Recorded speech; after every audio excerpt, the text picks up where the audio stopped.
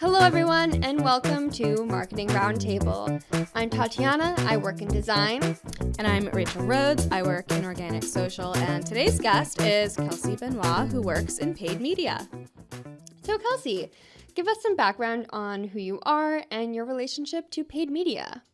My relationship to paid media is I do it 5 days a week. I am Kelsey. I am in charge of the paid team here at BrainDo. I'm saying a lot. I started working in paid media about a decade ago, right around the time that paid search really started to blow up. I fell into it kind of through dumb luck. I always say that. I have a background in administrative finance. I was moving to Toronto and kept putting out resumes for administrative assistant, payables, receivables, everything under the sun, and I was just not hearing back. And a close friend of mine worked in platform logistics, ad ops, people that traffic ads to servers. And their paid search team was hiring. I figured, I've Googled things. How hard can this be? And I applied, and I did some research. I did the initial Google certifications at the time. Those have changed a lot. And they hired me because of my finance background. So I was working on a huge client in Canada, Rogers Communications. They're equivalent to Verizon in the States. And they were trying to teach marketers, their marketing team, how to actualize budgets and do all of those things for a $35 million a year client. And it just wasn't working. So instead, they flipped the script, hired somebody that knew finance, and taught me paid search. And so lucky for me, because I do really like what I do. I love it.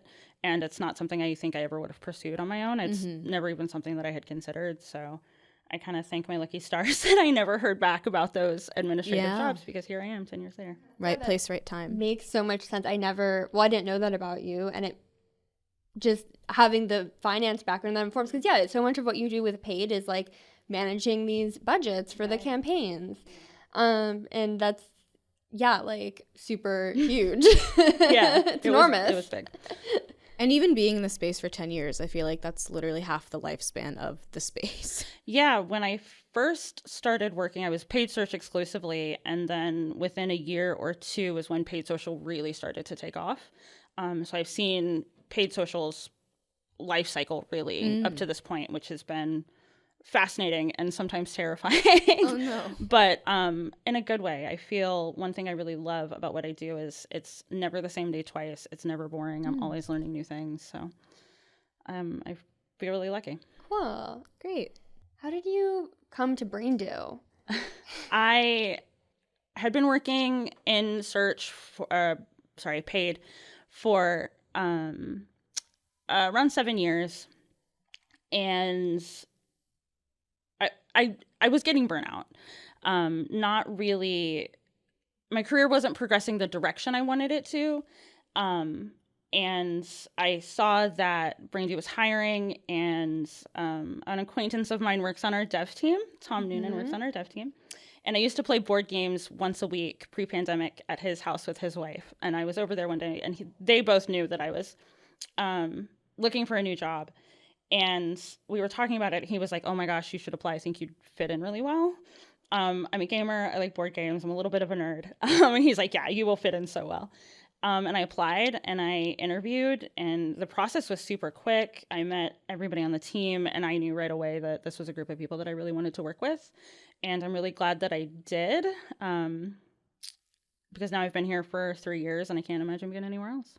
And you started like right before shutdown, right? I started on March 16th. We started working remotely March 17th. Right. So welcome to the team. Yeah. And I think I've talked about that before. Yes, it was in our anniversary yeah. interview. Yeah. I felt super welcome, and everybody, not just on the pay team, but across the company, really went out of their way to make sure that me and a couple people started really close right after me, that we felt welcome and onboarded, and people would just randomly Slack me about like, oh, how's your day going? Or, just to reach out and say hi. And then, of course, on virtual happy hours, everybody made sure that I wasn't just, I'm not a person to just sit quietly in the background, but everybody was making sure that I wasn't doing that. So, yeah. That's awesome. So getting more into, the subject matter at hand, what is paid media? Paid media is advertising that you pay for. I think It's in the name. Yeah. But I think when we're talking specifically about paid media, we're not talking about out of home. We're not talking about commercials, radio, print. We're talking specifically about paid digital. I think paid media pretty much exclusively is paid digital media. Paid search, paid social, programmatic, video, CTV, things like that. I'm sure there are 5 or 6 things that I'm forgetting. That's paid media. And we've all seen, display ads. We've all seen, when you Google something, like the first 2 results or whatever are ads. Sponsored, Any sponsored content. We've all seen paid ads out in this space. Yeah, the display is like that, like the banner. Long rectangle on the side or along the top, the banners. Yep. That's display. Right. If you're on the internet, you've come into contact with paid media. Right. Hopefully, anything that I've worked on hasn't been a bad experience. A lot of people when if they don't know what it is, the knee-jerk reaction is negative, without understanding that if you have a negative experience with digital advertising, that means somebody somewhere is not doing their job correctly. If you're getting remarketed for that one rug you looked at on a website once 3 months ago, somebody is definitely not doing their job correctly. So I hope that any marketing I've worked on has not had that experience for people. Yeah, it is something a little fun because with the display ads, when I was doing them like a ton of the time, that's always was like my gateway into explaining to my family what I would work on, and they'd be like, because they just wouldn't get it, and I'd be like, like those banners, they'd be like, oh. Yeah, I'm like, you type something into Google, you know how the first couple things they used to say ad, now they say sponsored. Yeah. I'd be like, oh, and I'm like, yeah, but how often do you click on those? Oh, all the time. Well, there you go. I remember the first time I wrote a paid search ad, I did the thing you're never supposed to do. I Googled it, and then I screen grabbed it and sent it to my mother. I was like, Mom, I'm famous. I wasn't famous, but... I'm doing it, Mom. You would see the impact. Yeah, but for me, I got to just screen grab it. Like, this is what I do. Yeah. I got to show somebody. That's nice. Yeah.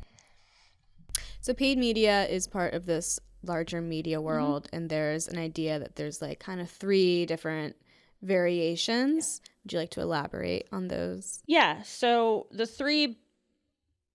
Venn diagram, I guess, the 3 circles in the Venn diagram are paid, owned, and earned. Paid, we just went through. It's bigger than just digital, but it's any marketing or advertising that you're paying for. Billboards, commercials, paid search, paid social. Owned is something that your business owns. And it's not just your website or your blog, your podcast. It's also your YouTube channel, things like that, things that are owned by the brand. And then earned is a marketing channel that's cultivated through a brand's credibility.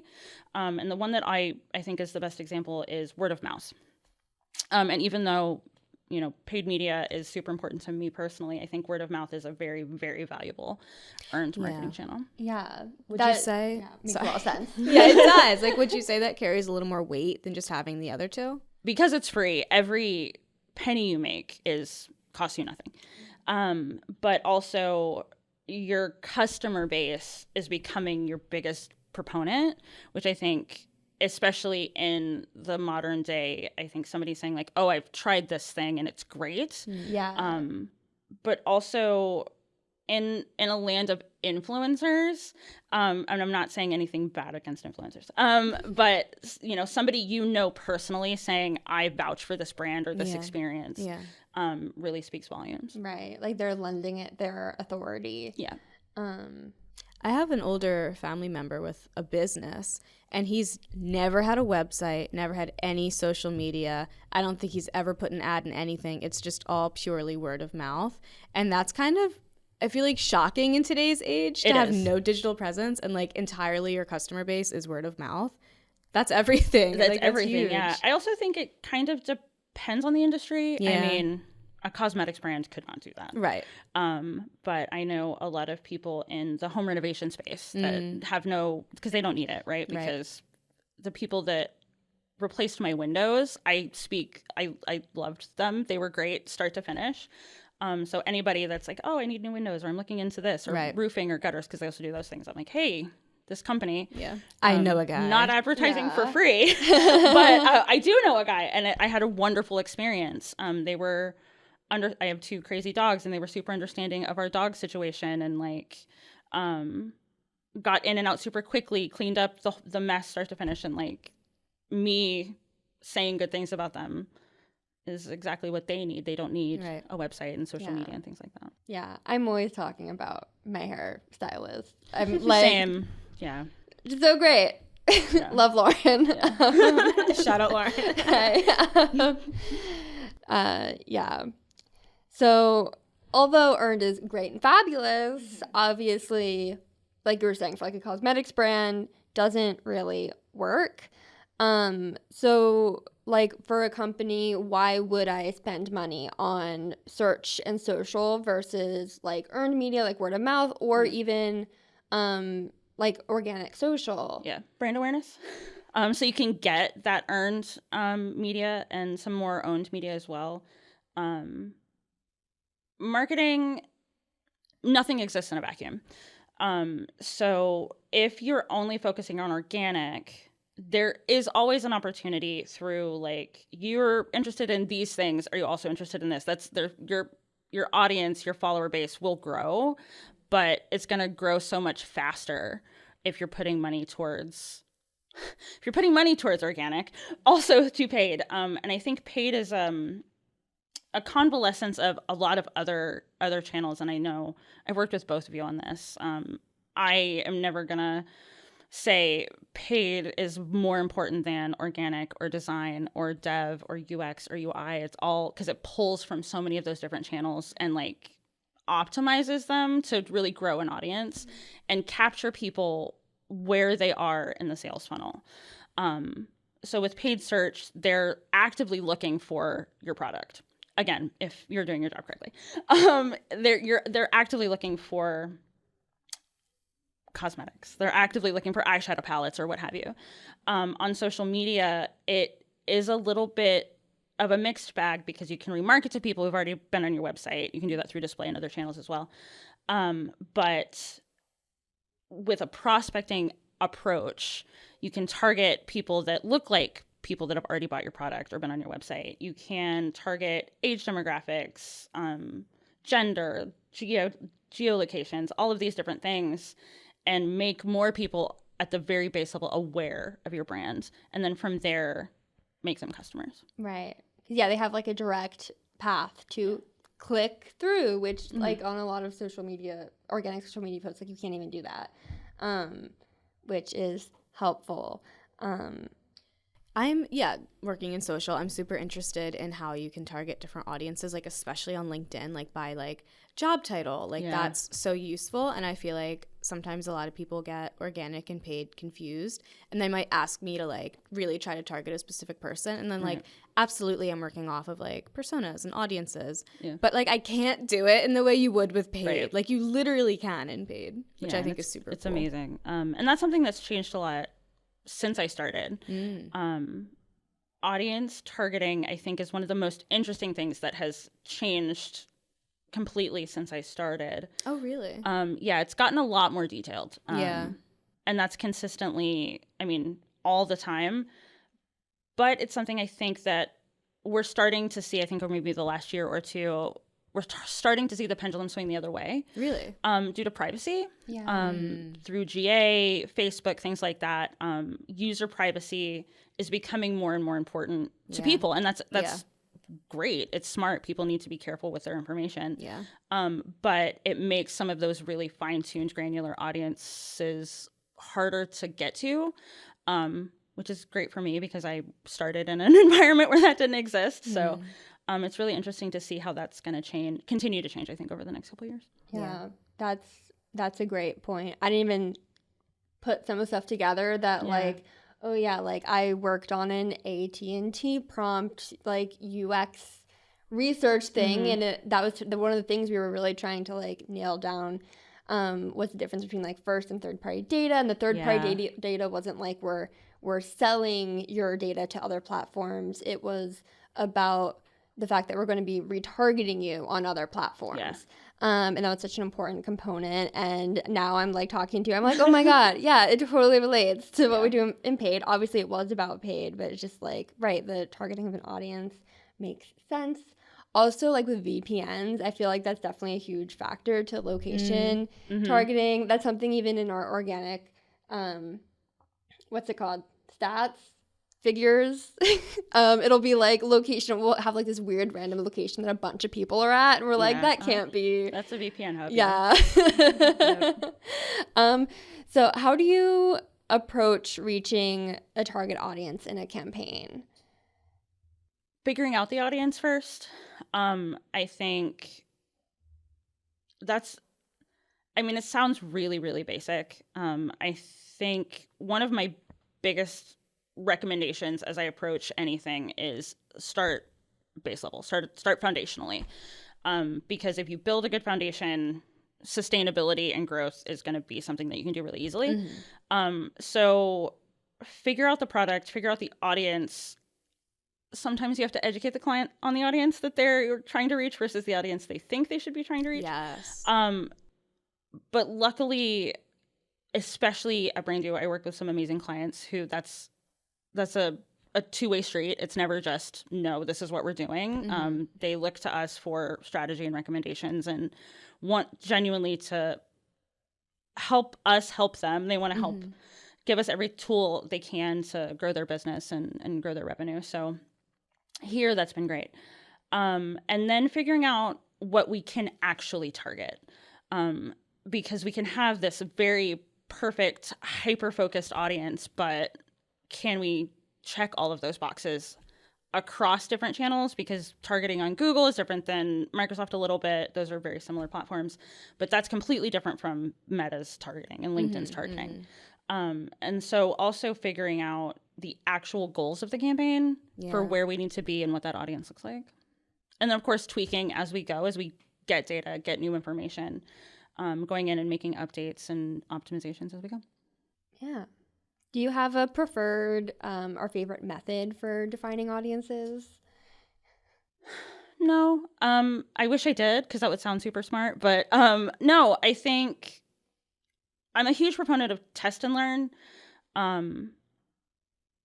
And something we do on a lot of the clients that we work on is audience analysis.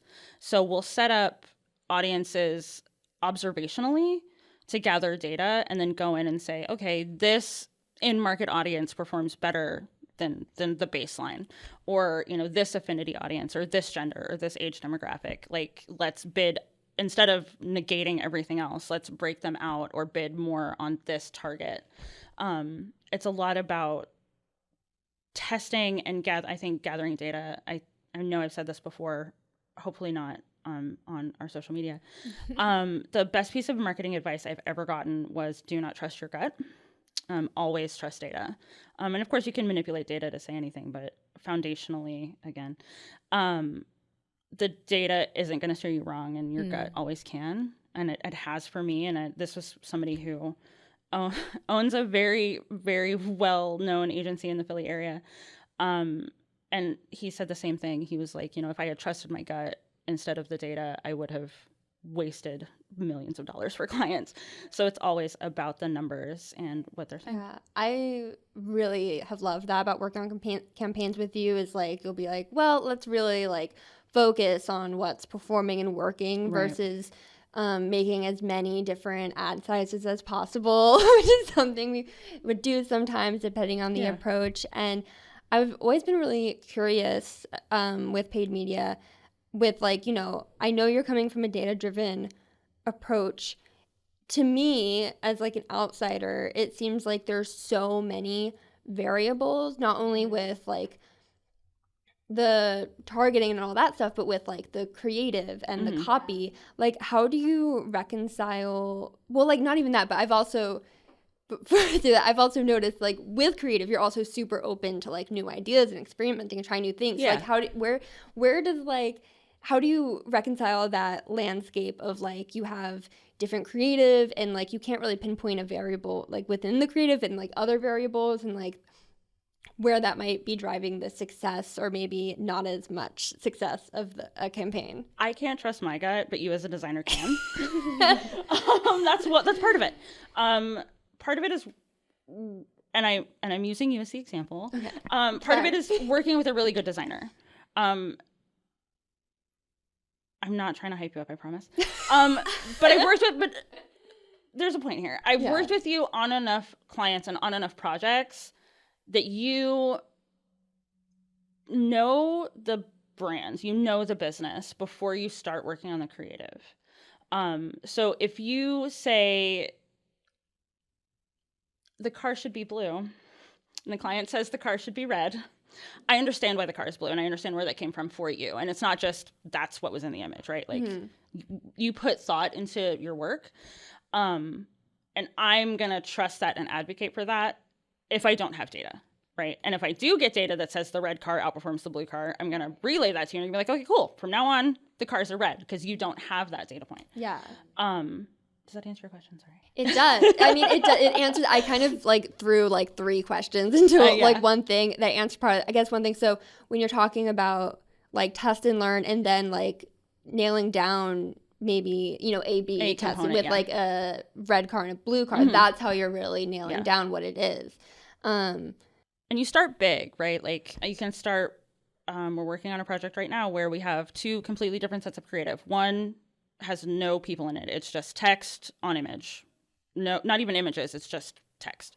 And then we're having other ones that's like people doing things. Yeah. And that's a very basic A/B test. But from there, we will know which is going to perform better because those are vastly different. I'm super curious in which results you get because in my experience with organic, people like seeing people and they respond to faces.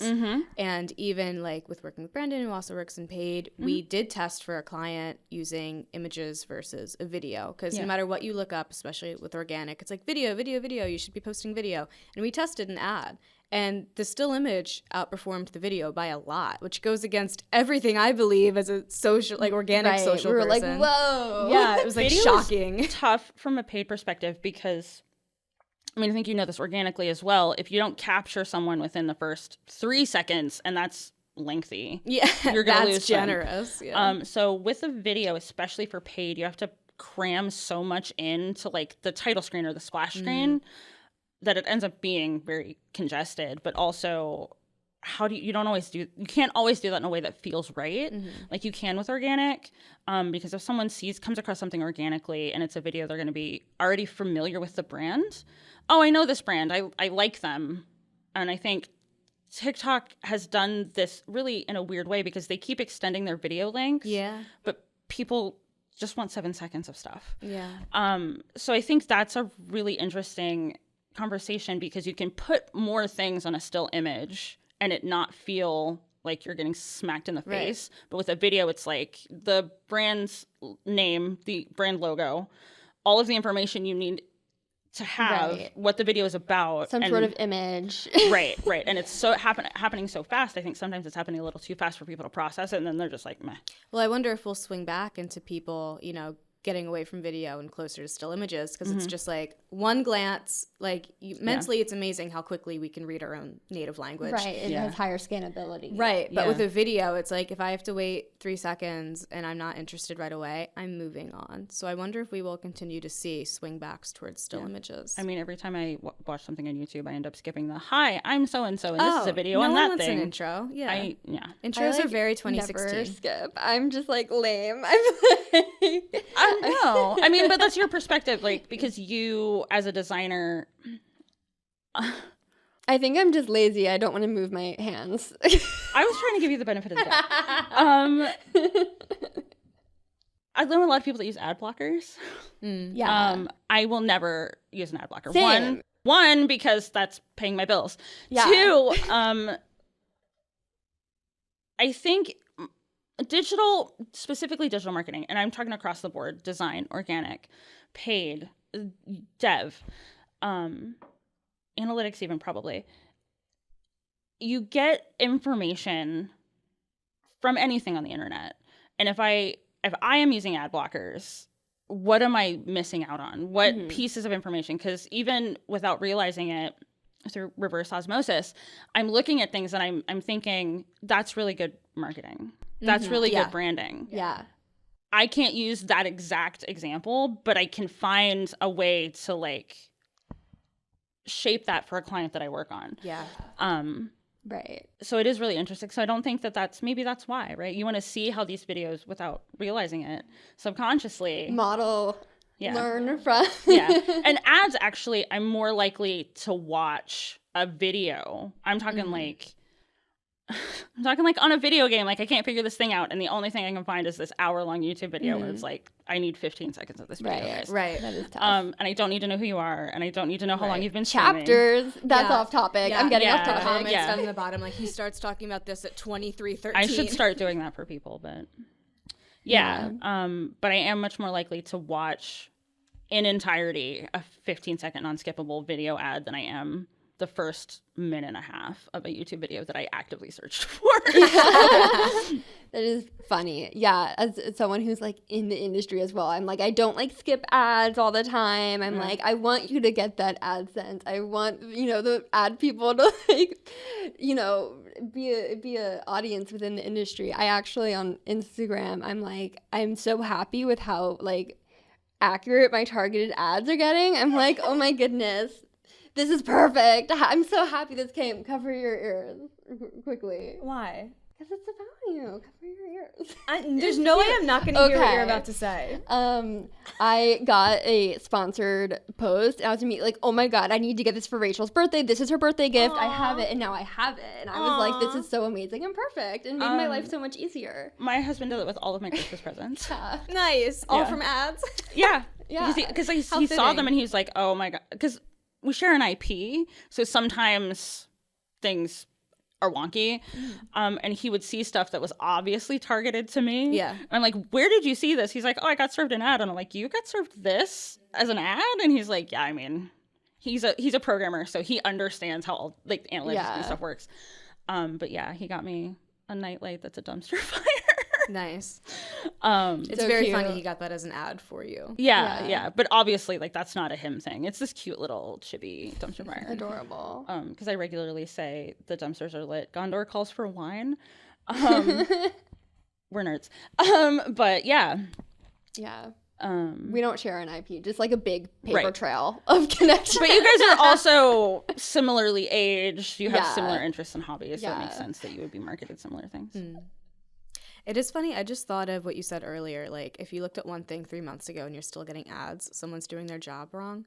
I probably years ago watched I was watching a YouTube video, and they had this sponsor portion where she was talking about how much she loves her kitchen rug. And is it a ruggable? Yeah, it's been in the back of my head, and I'm like, someday in the proper house, I will buy a ruggable. And every once in a while I get an ad for them, and I'm like, are they reading my mind? Because I am still thinking someday, and I like seeing those ads because for whatever reason, I guess some behavior I'm exhibiting online, they're like, are you looking at houses? I spend a lot of time on Zillow. That's why. Really? Yes. Oh my God. About 6 months after my husband and I bought our house, I stopped getting marketed for furniture, rugs, appliances. Oh my God.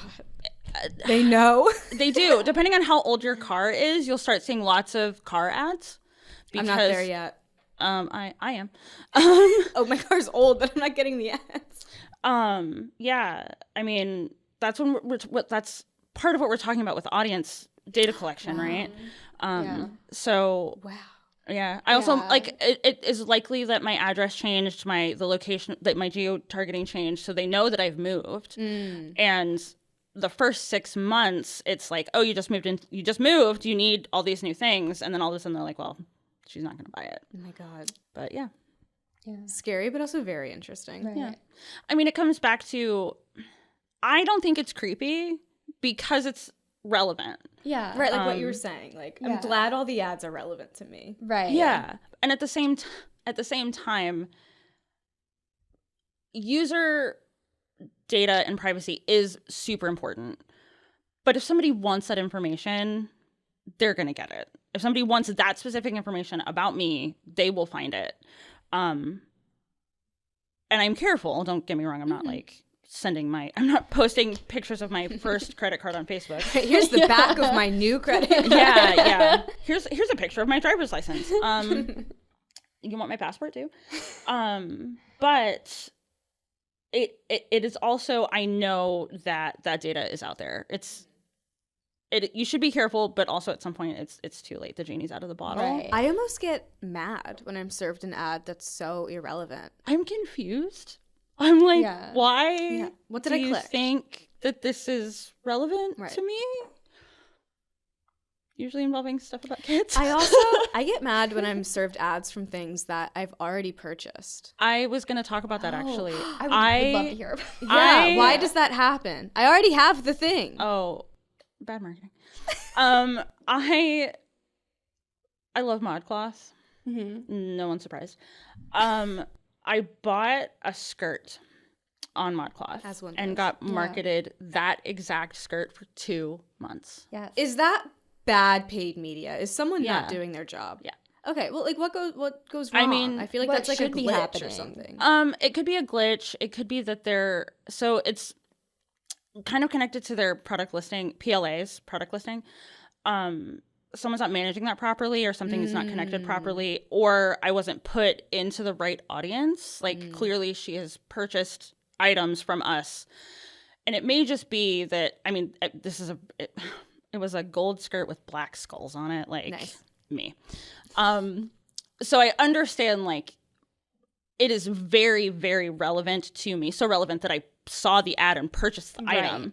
But then it's either a delay of some kind, or something is just not feeding through properly into how their analytics is tracked, something along those lines. So it could be like a dev issue. Even it's not even like a paid media Or an problem at analytics that issue, point. Yeah.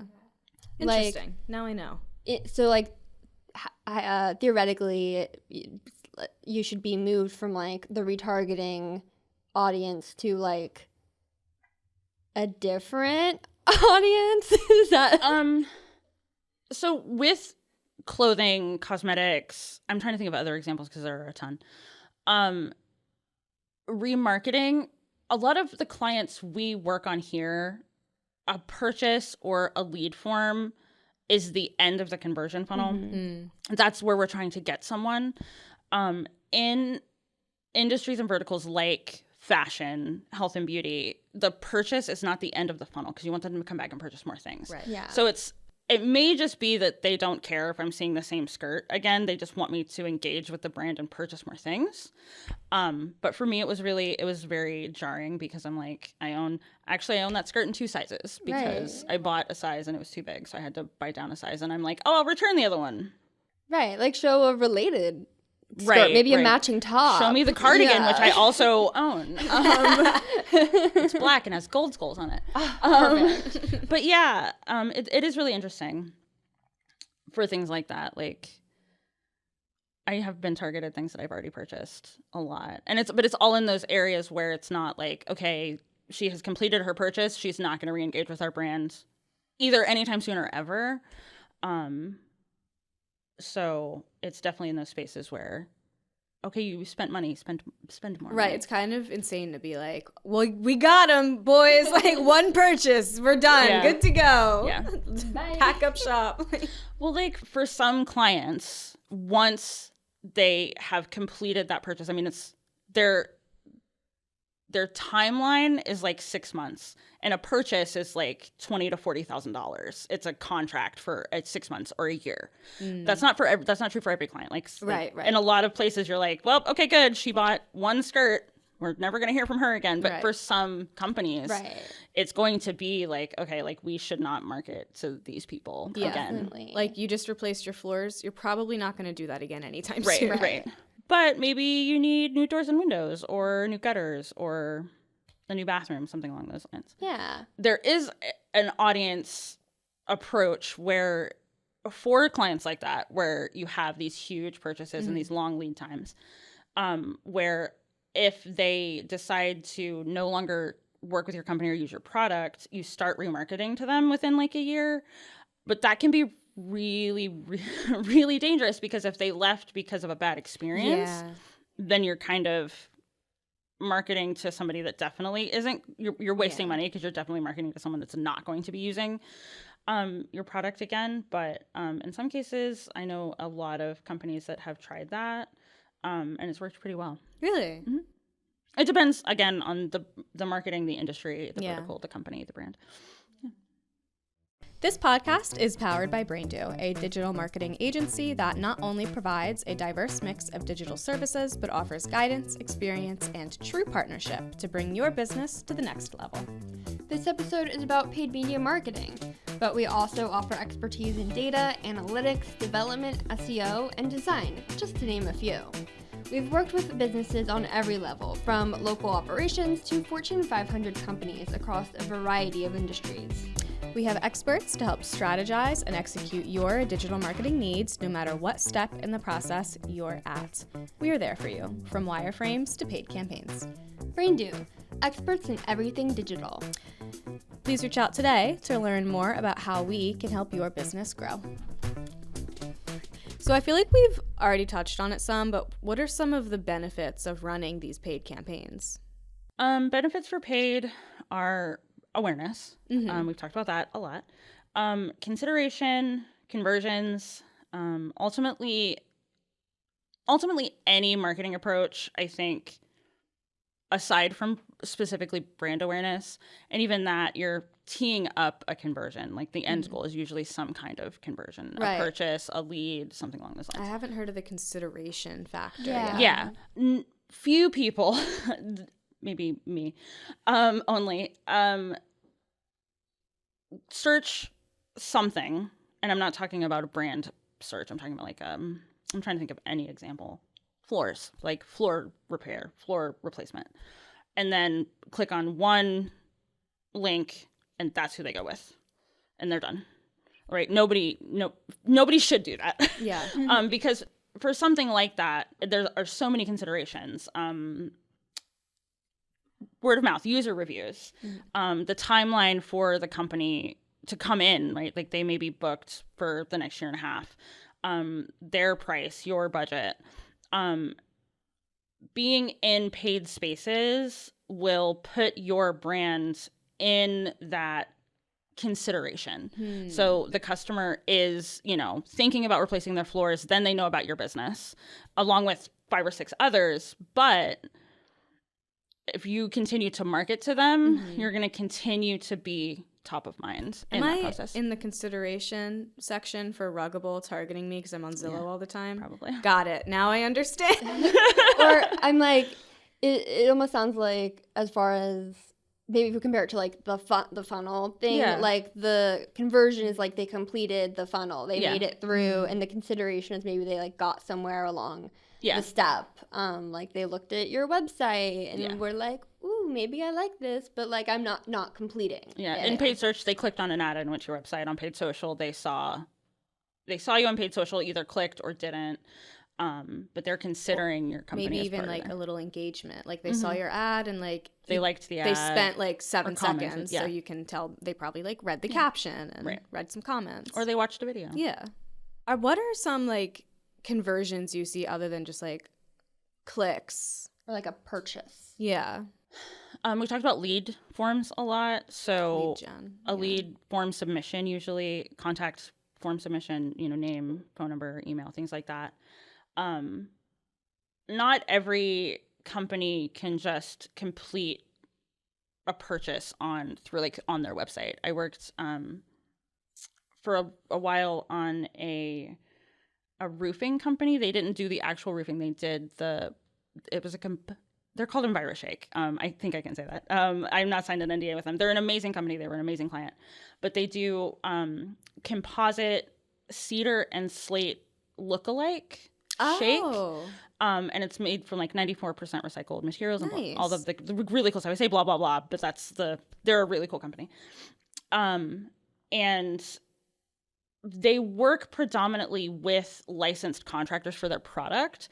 So contractors can come on and fill out a lead form, and then somebody from their sales team will reach out to that contractor. But people that own homes and want this roofing option, it's very popular on the coast and in the Bahamas because it gets high winds, fire, all this cool stuff. Sorry, you can tell I really loved working on this one. Yeah. Since they don't sell directly to homeowners, but they want that lead, they will collect that information and give it to a contractor in that area that they work with, a licensed contractor. So lead is really important for companies that cannot just say, hey, sure, here, buy our product through our website, because there are so many considerations. How big is your roof? How old is your home? What's your budget? All of these different things. That's one example. Purchases, of course. Subscriptions is another one. Oh, yeah. A Like subscription. newsletters. Yeah. A download, some kind of gated content, a download, a white paper, a PDF, a case study. Classic. I'm trying to think of other things. A video view completion sometimes is considered a conversion point, like 100% view or a 50% view. I'm not saying that that's necessarily a conversion, but often that's a goal. We can talk about like KPIs or key performance indicators. Conversions are usually like an action point of engagement. So what are some of these like KPIs that you would look for in paid? Yeah, key performance indicators, sometimes performance indicators, not even key performance indicators. That is another really interesting client conversation usually. Yeah. One of the clients we're working with, a big KPI for them is specifically brand impressions, organic and through paid search specifically. Year over year, they want to know if their brand impressions are increasing or decreasing and why. Their competitive landscape has changed a lot, I think, over the last year. When we first started working with them, they were not new to the space, but we have really changed their paid digital approach for the better. And the thing about good marketing is you reach a point where your competitors are going to start taking notice. Yeah. And then they're going to start bidding on your brand terms. So that can really impact brand performance, especially from an impressions perspective. If they're paying money, a lot of money, sometimes their ad will show and yours won't. That's a really, really rare case, but it can happen. And you want to be, if somebody is searching for your brand's name, you want to be it. You want to be the only ad that shows up. And that's very rarely true, actually. Which is why you want to be in the paid space. Because that's one of the reasons you want to be in the paid space. If you're only focusing on organic marketing, your competitors likely are not. Yeah. So that's one big reason to always be, especially in paid search, have a brand presence, even if it's small. Because it's going to be very cost efficient, but also if you're not bidding on your brand terms, your competitors will be. Someone else will. Yeah. So that's one example of a KPI. Sometimes it's efficiencies like click-through rate or cost per click, video completions to a certain percentage. For social, some KPIs are engagement metrics, likes, shares, comments. Usually goals and conversions, purchases, lead forms, things like that, but also those efficiencies, like the rate of lead form completions or the cost per completion as well. And this is always, like I said, a bigger discussion with a client on what these KPIs are, and then usually the benchmark that we're trying to reach. Yeah. Right. That's like really interesting, the reminder about how, other people might almost... Well, not might. People will start bidding on your brand terms if you're doing well. It's like you can never be like, oh, we cracked the code and this is the terms that work and this is the audience and we're just really, excelling. It's like constantly changing and evolving. That's why I love the term competition is good for business so much, because exactly it forces you to keep evolving. Yeah. Yeah. And in general, how is the landscape of paid always evolving and where do you see it going? It's changing daily, weekly. I will say weekly. I won't say daily. Google Ads paid search has changed their ad format 3 times since I started working in paid digital. And that's one example. The structure of the ads, the character limitations, now we're exclusively working with responsive ads where Google will use algorithmic machine learning to determine which headlines and description lines work best. Keyword match types have completely changed. Social audiences, ad sizes. Tatiana, you and I have talked a lot about 20% text sizes. That has come and gone. Engagement and how people interact with things like video versus static versus copy. And then also infrastructural changes in the platform. Google has been very much leading machine learning. And then, of course, 10 years ago, Google was talking about mobile first performance. So that is not a new conversation, but for people that don't work in the space that we work in, there now it bugs me so bad when I go to a website and this is a bad experience on a phone, because it's something I have been hearing for 10 years. All of those things are still changing a lot. And then on top of that, you have new players to the space. So first it was Instagram, and Instagram came in and really changed how we think about paid social advertising.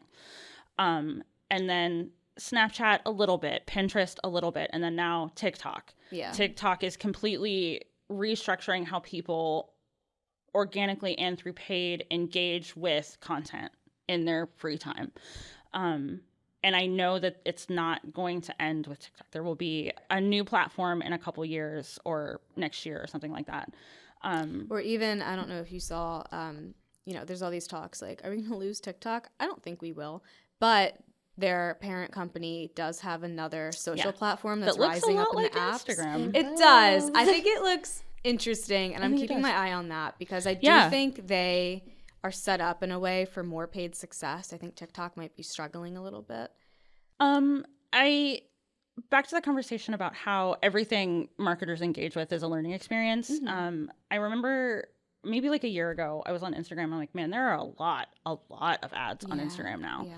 And it may be that I'm on TikTok more than I'm on Instagram. So my feed has changed enough and I'm not actively curating it as much as I used to. But I've noticed, I would say in the last 6 months with TikTok, I'm like, another ad. And I'm not talking about like sponsored content. Right, those are fine. And that's different. I'm talking about actual, like you get the little shop now button or like the engagement button that is actually like a paid piece of content. And that is really interesting to me to see how quickly that changed. But also because of the pandemic, it may have actually been longer, and I don't realize that because time is irrelevant at this point. But no, I know that TikTok, they were really trying to get paid ads up and running because they're trying to find a way to support the creator economy and pay their creators. Yeah. Because if that fails, it's going to go down like Vine, and no one wants that. Oh, I miss Vine. I miss Vine as well.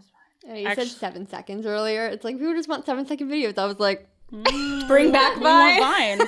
But actually, an interesting thing as well, talking about everything that we've been talking about from a paid perspective, the TikTok algorithm is so interesting for that reason.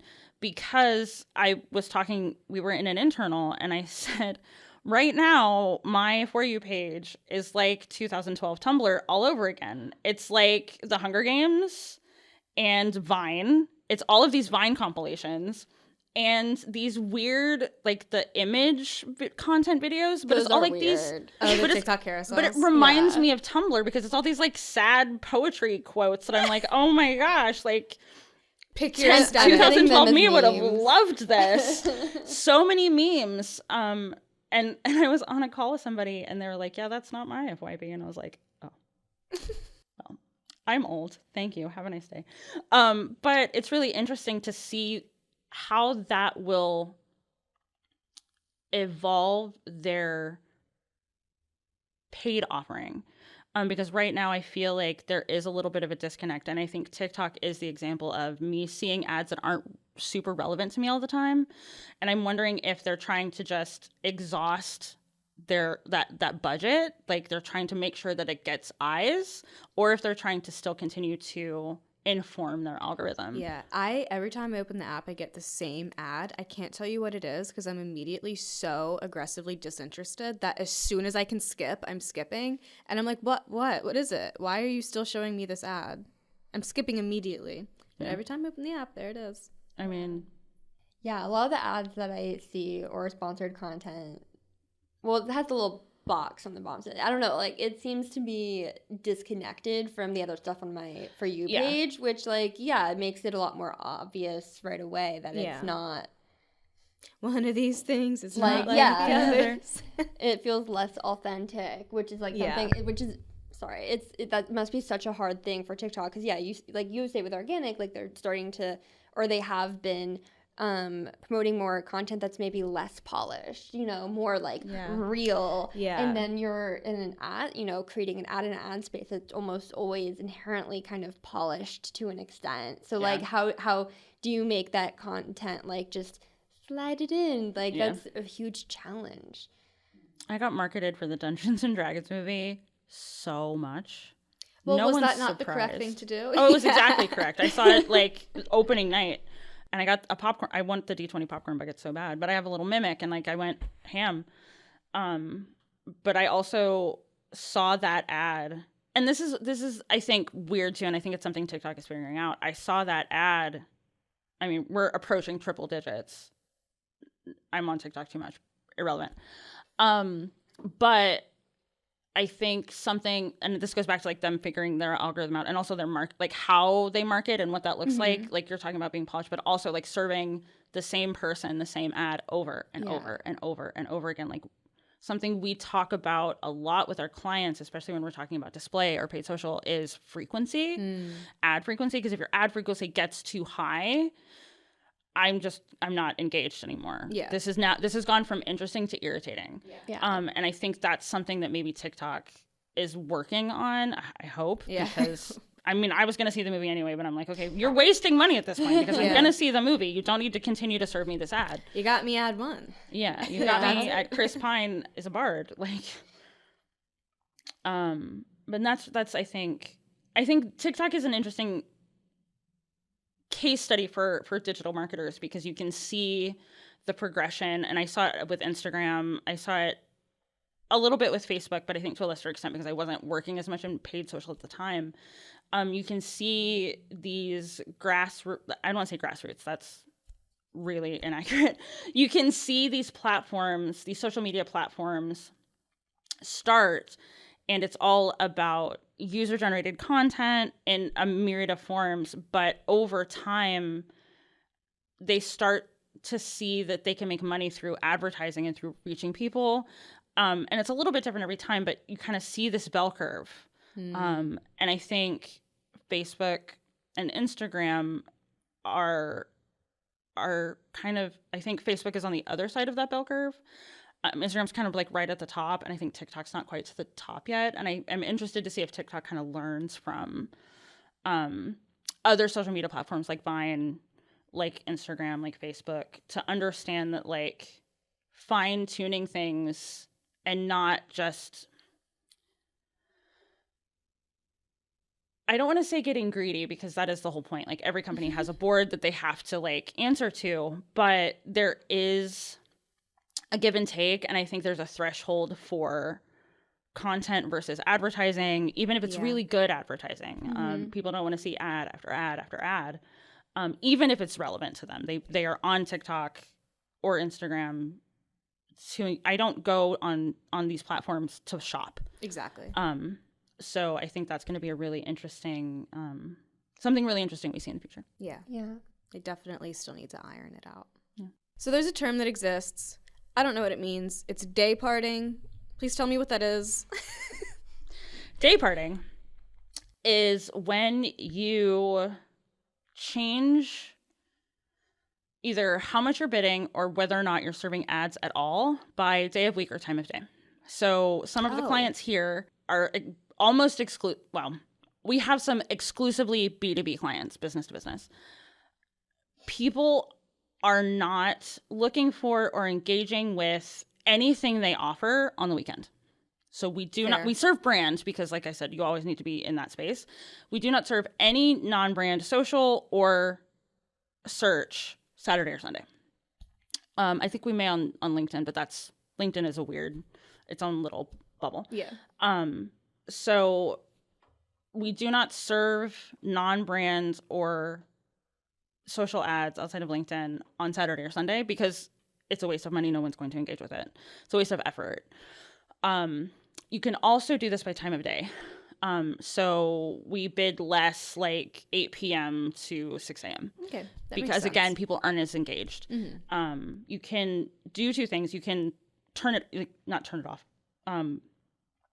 Not serve during these times. You can serve at a lower cost per click. So say your average bid is $1. That's a really bad number, but it's a nice round one. You can bid 10% less on a weekend, or on Wednesdays bid 20% more and bid $1.20, for example. So it's breaking up your advertising by day of week and time of day. And I can see how that would make a lot of sense for a lot of businesses. Can you please explain negating and exclusion lists? Negating is something, when I first hear negating and exclusion to me mean two different things. In paid search, because everything is tied to a keyword that will cause an ad to fire, it's not exactly that keyword. It's something it's a now close variant. That's something that's changed a lot over 10 years. So looking at search queries and understanding a business, you're going to understand that there are words that if someone has in their query means that our client is not relevant to them. Like a lot of things are like PDF, pet, wiki, YouTube. So those are people that aren't looking for a brand. They're looking for an image of something or a video on something. So we negate those words in search to make sure that we're not showing for those search queries because it's not relevant. Exclusions are more of more audience exclusions. So back to what we were talking about earlier with somebody that completes a lead or completes a purchase, that's a huge, long lead times and a bigger purchase. We want to then exclude those people from all of our marketing efforts because they're already a customer and we don't want to pay to market to them because it's no longer relevant. Okay. That makes sense. Or if you can exclude genders, age demographics, things like that as well. Right. You don't want to be or shelling out prenatal vitamins to people that aren't looking up things right, related to pregnancy. Or location, if your company only ships in certain Exactly. areas or countries, you don't want to be targeting people who are not in those areas. Right. Yeah. Cool. So I definitely have learned a lot more about paid ads during this little interview. I was talking about it earlier. I took one paid media class in college and was like, this is not for me. And I continued on with something else.